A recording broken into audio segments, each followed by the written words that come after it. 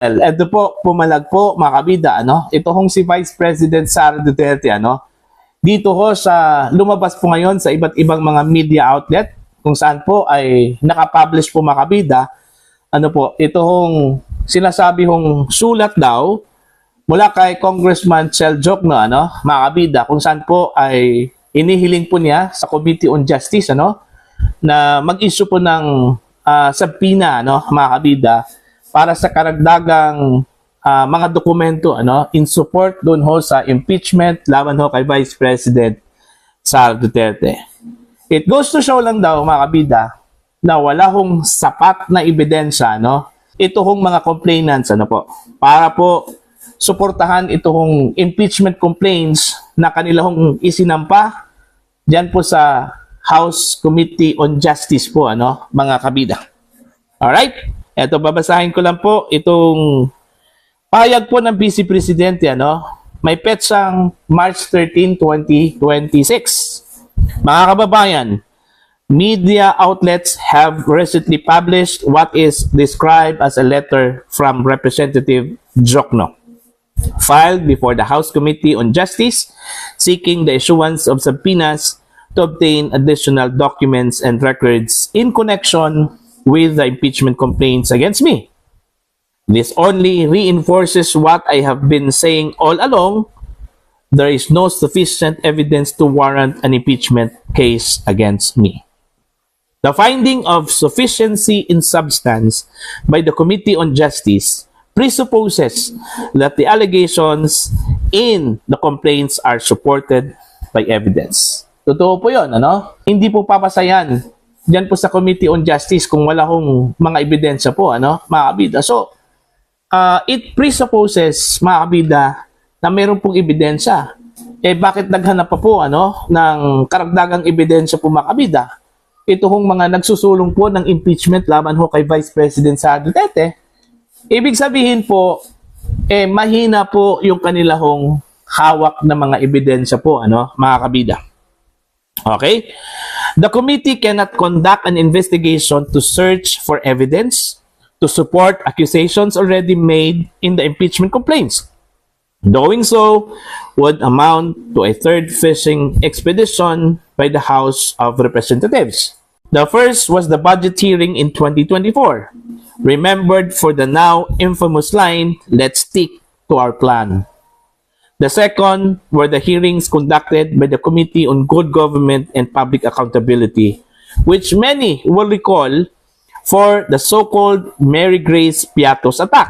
Now, we are witnessing yet another desperate attempt to search for evidence where none exists. Let me say this again for the 9th times. The impeachment is a political attack designed to protect certain individuals and advance personal and foreign interests.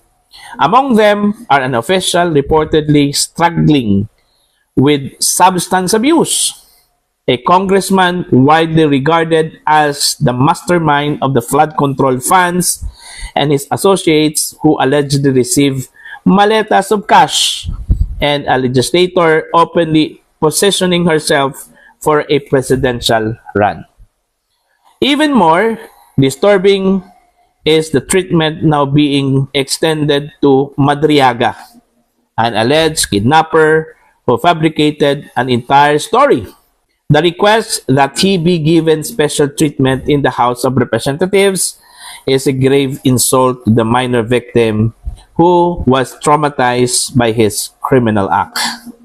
Meanwhile, communities around the world are scrambling to protect their citizens and find solutions to shock in the energy and commodities sectors. Yet the Philippines House of Representatives and the Office of the President remain preoccupied with a political nemesis who refuses to kowtow to their corrupt ways. This is another insult. This time, it is directed to our OFWs, the poor, and the many Filipino families who may soon be pushed deeper into hardship as a result of war and its global consequences. God save the Philippines. Please, Sokran. Sara Z. Duterte, Vice President of the Philippines. Ayon. So, doon pa lang sa unang bahagi po ng kanyang pahayag po mga kabida, no?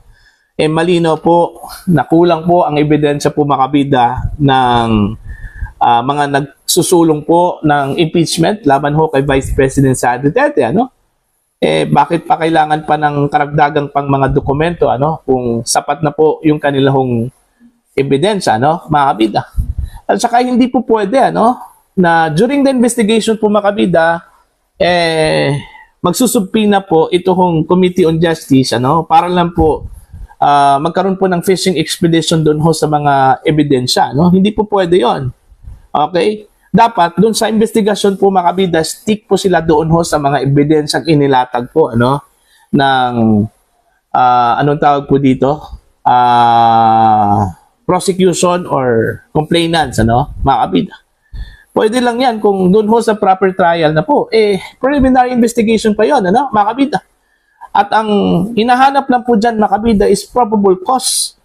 Okay? Hindi po beyond reasonable doubt po. Okay? Yung quantum of evidence, ano? Mga kabida. Alright? Bakit kailangan pa po ng additional evidence?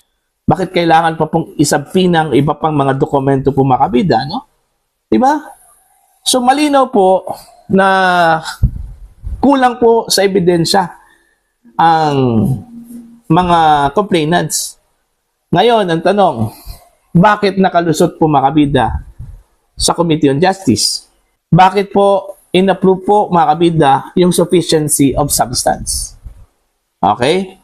Kung kulang po sa ebidensya mga kabida, ano po? Yun yung malaking tanong, ano? Mga kabida. Kasi sila-sila lang kasi ang nag-decide dyan eh. Kasi alam po natin, dyan po sa Committee on Justice, karamihan dyan mga kabida ay anti-Duterte. Look, what happened to the voting po mga kabida? Diba? 54-1? Okay? 54 sila lahat. Isa lang po yung bumoto ng against the impeachment, ano? So, ibig sabihin po, okay, only 1% sa mga miyembro dyan sa House of Representatives Committee on Justice mga kabida ay pro Duterte o pabor kay VP Sara, no? Mga kabida, and the rest of them are anti-Duterte po. Okay? So, natural, papasa talaga yan. Mga kabida. Okay? Tama po yung sinabi po ni VP Sara. Yung ginawa po mga kabida sa pamamagitan po ng sulat ni Congressman Jokno, fishing expedition yon. Alright? Naghahanap pa po sila ng ebidensya mga kabida laban ho kay Vice President Sara Duterte, ano? Kung tutuusin po mga kabida, kung sapat na po yung ebidensya na kanilang inilatag doon ho, okay, sa Committee on Justice, okay na yon. Yung iba pang mga ebidensya, kung gusto po nila mga kabida, doon na po sa proper trial. Hindi po dyan sa Committee on Justice. Kasi gaya na sinabi ko po kanina, ang hinahanap lang po dyan mga kabida is probable cause. Okay? Hindi po beyond reasonable doubt mga kabida, no? Okay? So, lumabas tuloy na wala hong ebidensya, no? Mga kabida. Kaya lang pumasa dyan dahil majority of the members are anti-Sara po, ano? Okay? Mga kabida. So, walang laban talaga. Si VP Sara, ano po? Oh. Matagal naman po, mga kabida, yung impression po na yung ginagawang proceedings dyan sa House of Representatives for compliance lang po, ano? Kasi alam naman po natin, mga kabida, na atat po itong House of Representatives, ano? Na i-push through mga kabida itong impeachment po, ano? Laban ho sa Vice President at kailangan hong makaabot po sa Senado, ano? For full-blown trial, ano po, mga kabida, ano? Kaya nga, expected na po yan, ano, ng kampo po ng mga Duterte o ni Vice President Sara Duterte na walang kahirap-hirap yan, mga kabida, na papasa yung impeachment complaints dyan po sa House of Representatives. Okay? At pupunta na yan, mga kabida, sa Senado, ano. It's just that meron po silang sinusunod na guidelines, ano, ngayon. Okay? Kaya, nagtagal yan dyan sa Committee on Justice, ano, mga kabida. Pero kung hindi lang po nag-set ng guidelines ito pong Korte Suprema, no, matapos pong ibinasura po ng SC yung naunang complaints laban ho kay Vice President Sara Duterte, wala na. Mabilis pa sa alas 4 yung impeachment complaints ni VP Sara, nakaabot na po yan sa Senado po, mga kabida. Kaya hindi po inaasahan po ng kampo po ng mga Duterte o ni Vice President Sara Duterte na meron pong mangyayaring milagro dyan sa House of Representatives. Okay? Kasi inaasahan na po nila mga kabida na ito po ay dediretso na po yan sa Senate anytime, mga kabida. Ang totoong labanan daw, sabi po ni VP Sara, ay dyan po sa Senado. Yung totoong battlefield. Okay? Kasi dyan po sa Senado, maglatagan na po yan ng ebidensya po, mga kabida. Titingnan po natin kung gaano ba kalakas yung ebidensya po ng prosecution. Okay? Laban ho sa Vice Presidente po, mga kabida. Yun pa lang kay Madriaga po, mga kabida. Wala na. Paso na po, Kasi marami hong inconsistencies po doon Okay? Lumabas tuloy mga kabida, doon ho sa affidavit po ni Madriaga, sabi po ng abogado po ni VP Sara na si Attorney Panelo, na gawa-gawa lang po talaga yung mga aligasyon laban ho sa Vice Presidente. Okay? Kaya siguro ngayon naghahanap na po ng karagdagang ebidensya po para pagdating ho sa trial mga kabida may support na po yung inilatag nilang ebidensya doon ho sa Committee on Justice. Okay? Sige, magpakahirap kayo. Maghanap kayo ng ebidensya. Okay? Kailangan makonvict nyo si Sara Duterte, pagdating ho sa impeachment trial.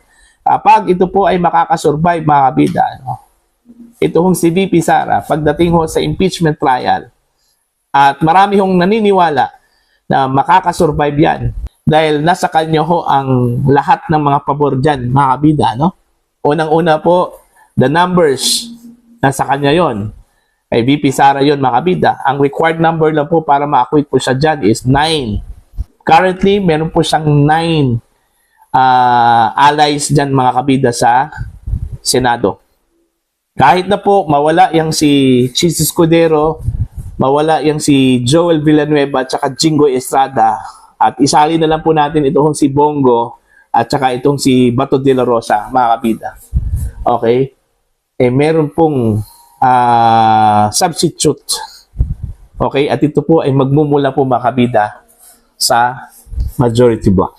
Naniniwala po ako, mga kabida, na hindi po lahat dyan sa majority block, mga kabida, boboto yan in favor, sa impeachment po ni Vice President Sara Duterte, Okay? May mga senador dyan, mga kabida, na hanggang ngayon maganda ang relasyon po, kay Vice President Sara Duterte, po. Okay? At saka, yung mga senador na yan, marunong yan bumasa po ng ebidensya po, mga kabida. Kung ang ebidensya po ng prosecution ay malakas o hindi. Okay? Doon pa lang sa numero po nila, mga kabida, na 15, problemado na po, ito hong majority block. Dahil kulang po sila ng isa, para lang po makonvict nila si Vice President Sara Duterte. The moment na wala ho silang makuha mula sa minority block na isang senador, automatic po yan, mga kabida, na acquittal po ang magiging desisyon po ng impeachment court. Okay? So, doon pa lang, okay, both sides, mga kabida, advantage na po si Vice President Sara Duterte, Okay? So, yun. At least, naglabas po siya ng statement patungkol dito sa hinihiling po ni Congressman Diokno na issuance of subpoenas po, mga kabida. Dahil sa tingin po ni Vice President Sara Duterte, yung issuance po ng subpoena ay parang fishing expedition yon, mga kabida.